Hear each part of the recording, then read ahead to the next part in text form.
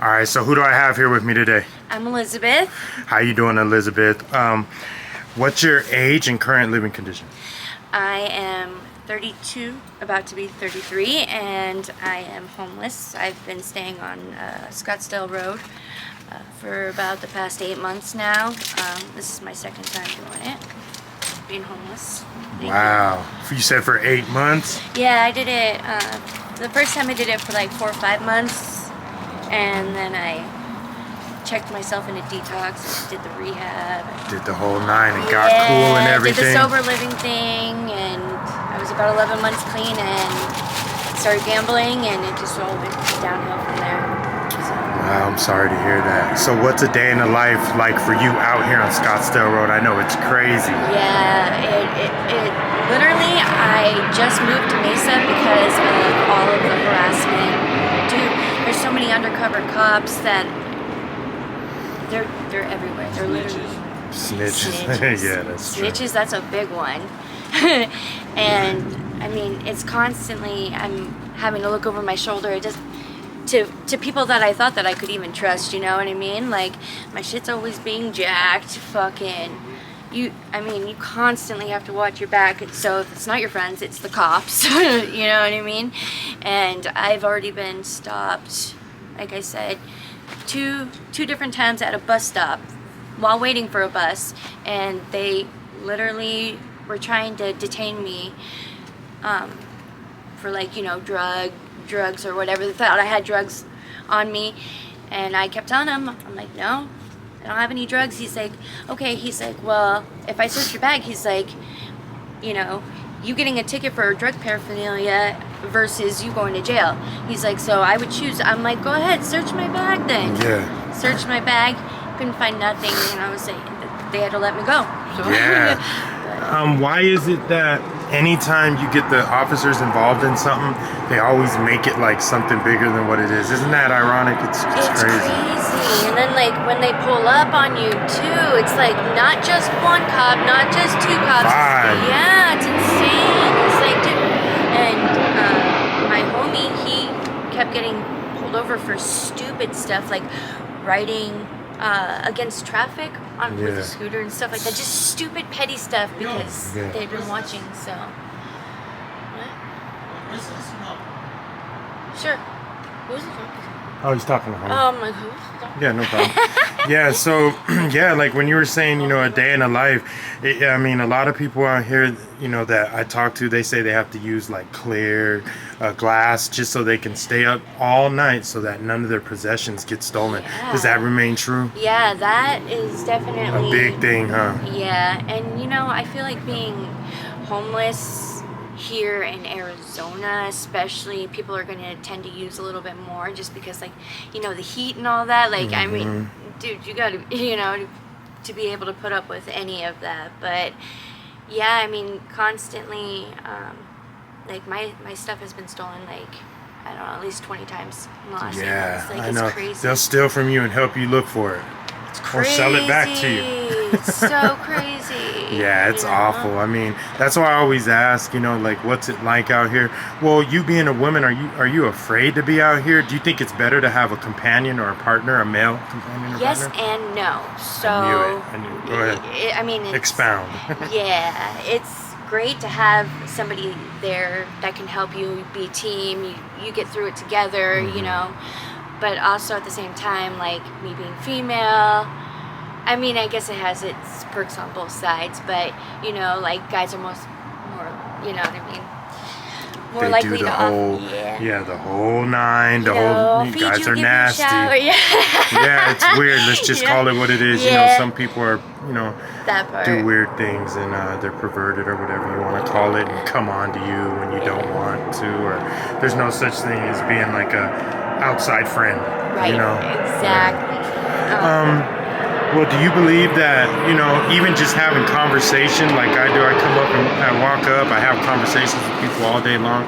Do you think that helps a lot of people? Because some people just need someone to talk to sometimes. Do you think that's a good thing or a bad thing? Yeah, no, I think it's definitely a good thing, and it gives motivation. It helps you know, see the brighter side of things for sure. Like, you know, you gave me hope tonight for sure when, you know, we talked about, you know, and there's definitely people out here that are willing to do a bit, you know, especially when someone's in a situation, you know, I definitely am going to help when I see somebody in a situation. You know, that's what we do. We're trying to change it out here. I'm trying to help on a more one-on-one level. There's already people who feed, who do a lot of things. Because that, you know. Yeah, I want to help like on a one-on-one level. Like right now, you needed something and we were able to, you know, so that's, yeah, you know, help out with a little gas or whatever. That to me is what people need to do instead of just walking by and seeing someone in a predicament. Because everybody, you know, is here for a different purpose. I mean, they serve a different purpose, you know what I mean? And like, the more people you get to know and you put it all together, I mean, that's how it works back.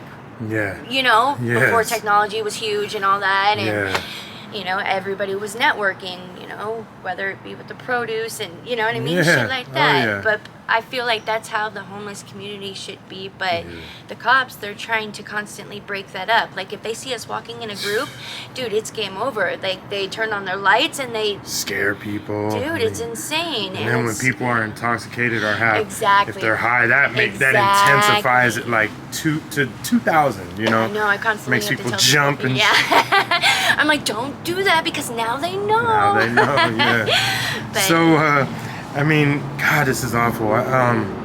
So you being out here, I mean, we know it's horrible. We know the cops, you know, they always try to move and displace people and things like that. What was life like prior to you being homeless? Do you have family who cares about you? Do you have a mother, father, things like that? So kids? You don't mind me asking? Both my parents live here in Arizona. I was living with my mom prior to being homeless with my 2 kids. I have a 3-year-old girl and an 11-year-old girl. And my mom had opened a CPS case on me when I was... That's awful. Yeah. And so like, I had a lot of resentment against her, and like, we just didn't get along at that point, you know what I mean? And I guess that's just her way of showing me tough love. And in a way, I don't know. I don't agree with that. Not to cut you off, I don't agree with ever calling those people or the police on someone, even if you deserved it. I think that she should have just talked to you and said, hey, look, can I take your kids? I think that would have been a lot better. And then she could have got your kid. You would have signed them over to her, especially if you know that you're not in the right situation or predicament to raise those children. I believe that you would have said, okay, Mom, but when I get better, can you please, you know, let's do the right thing. Exactly. I think that would have been the best way, but who am I? I'm just no, a guy see, I see it that way smile. too, and that's why I hold a lot of resentment against her because, but everybody else, when I tell them that story, they're like, well, you know, that's just her showing tough love, you know, like, and so I'm like sitting here trying to like, you know, buy into it, you know, I have to keep telling myself, you know, that's what it is, but.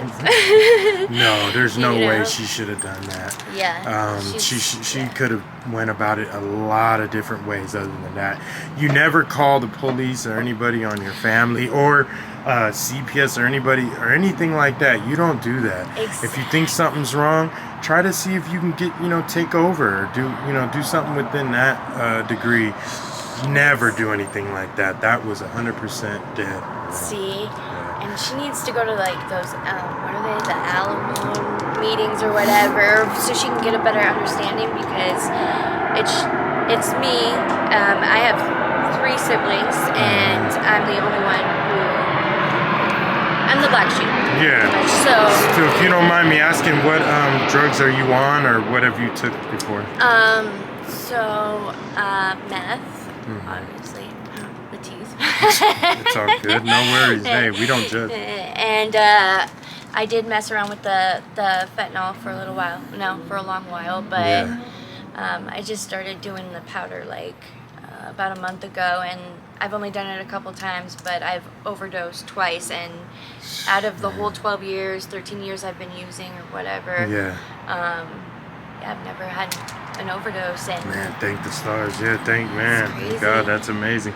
You're here for a purpose, man. I think that you're very cognizant. I think that you have your faculties still, and a lot of people that I talk to, they've succumbed to the streets. Yeah.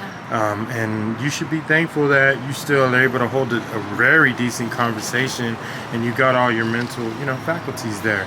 And with that being said, you're somebody that I feel who can, uproot from this situation. This is just a minor bump in your life. If I could do it, you definitely can do it. I'll just say that. Like I was the black sheep too. I was bad as a youngster, but I changed my life around. It took, mental fortitude, but you can do it. You're strong enough and you're able-bodied, and all you need to do is whenever you're ready, don't rush it. Don't, some things, good things come to those who wait, so just take your time, and when you're ready, then do it. See, exactly. And like, that's what made me mad about my mom opening a CPS case, because she technically was forcing me to quit, and you can't force somebody to quit. They're not going to quit until they're ready, you know what I mean? So that kind of, but I mean, I did try it, and I, succeeded for 11 months, but we have one out of 400 trillion or billion chance of being alive, like, the odds. So I know that I was placed here for a reason, and I feel like that is my calling, is to help with, addiction or homeless. Yeah, I think you'd be great at it. Yeah. And I do hair for a living, so like just even giving haircuts and stuff, like I, love to give to the community. Yeah, look at me. I took the small step of trying to do this, and it's working a little bit. So I'm going to keep going with it and see where it goes. Hopefully I can help people on a way bigger level as time goes on, and that's the goal. That's awesome. So just keep going with your dreams and goals. Don't ever stop thinking you can do it, because I know you can. Well, I want to thank you for this interview. First and foremost, last question. Where do you see yourself in the next 5 years? Hopefully, having my own place and having my kids back and being sober and living the life and traveling, because that's something I really want to do. So. Awesome. That was great. And then last but not least, do you mind me posting this on my social media platform so that the kids and people can see it and know, that it's not cool being out here, Definitely, yeah. Thank you so much, and it's been a pleasure. Next time I see you, hopefully it's a part 2 and you're in a better mind state and you're in a better place than now. Thank you so much, man. Thank you, I appreciate it.